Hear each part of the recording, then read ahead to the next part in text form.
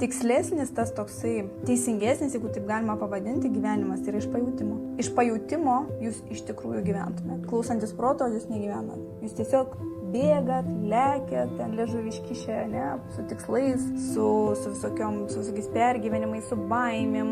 Nu, žodžiu, toksai chaosėlis, ne? Va, tai čia yra gyvenimas prote chaosėlis. Chaosas visas, ne chaosėlis. Per gražiai dar pavadinau. Todėl iš pajūtimo yra gyvenimas tikras. Ir iš tikrųjų gerai parašėt, bet protas atrodo stamantresnis. Stamantresnis tai yra toksai kažkoks, ne? Kaip čia tą žodį pavadinti? Stabilesnis, ne? Ir pagrindinis žodis yra tame atrodo. Atrodo, kad tai yra tikra, atrodo, kad tai yra tvirta, atrodo, kad tai yra esmė, viskas tik atrodo ir jūs turite tai pamatyti. Atrodo, kur vyksta atrodo, vaizduotėje. Tai vat ir pasižiūrėkite, ar iš tikrųjų tas protas yra, ar iš tikrųjų tos idėjos yra, ką jos reiškia, o jautimai atrodo nerimti, bet iš tikrųjų vat tai ir yra tikra. Gyventi pajautimai ir tik tada gyvensit.